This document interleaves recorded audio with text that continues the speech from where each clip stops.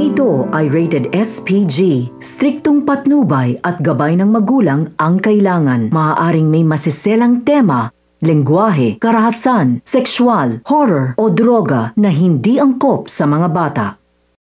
Inamin ni Ramon dito kay Tanggol ang ginawa nitong kasalanan kay Tess na siyang ugat sa pagpapahirap ni Rigor kay Tanggol at si Rigor umano ang dahilan kung bakit siya nakulong ng mahabang panahon. Sinabi naman ni Tanggol kay Ramon ang kanyang mga naranasan kay Rigor simula pa lang nang siya ay bata pa at hanggang ngayon.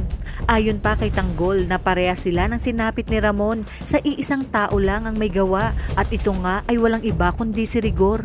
Samantala, sinabi nga ni Ramon kay Tanggol na meron isang binata na nagpapanggap bilang Tanggol at sa tingin umano niya ay ito ang tunay na anak ni Rigor at kasabot ito ni Olga. Kaya naman ipinakita ni Ramon kay Tanggol ang larawan ng peking Tanggol at dito nga kinumpirma ni Tanggol na kapatid niya ito. At ito ay si David na siya ding isa sa mga nagpahirap sa kanya kasama ni Rigor dahil si David umano ang paboritong anak ni Rigor. Napagtanto ni Tanggol na matagal nang alam ni David ang kanyang pagkatao kaya pala gusto siyang patayin nito nung huli silang magkita. At talaga nga namang nagalit na itong si Tanggol kay David dahil hindi man lang umano nito sinabi sa kanya ang tunay niyang pagkatao, bagkus mas pinili umano nitong tapusin ang buhay niya. At sinulsulan pa umano nito si Rigor na siya ay ipakulong para nang sa gayon ay hindi na niya malaman ang katotohanan.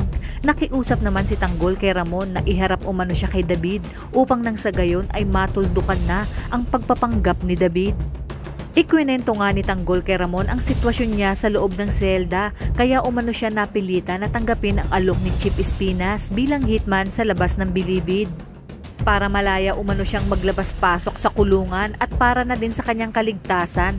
Dagdag pa ni Tanggol na isa si Ramon sa kanyang target na pinapatapos ni Chip Espinas dahil may nagbayad umano ng malaking halaga kapalit ng buhay ni Ramon.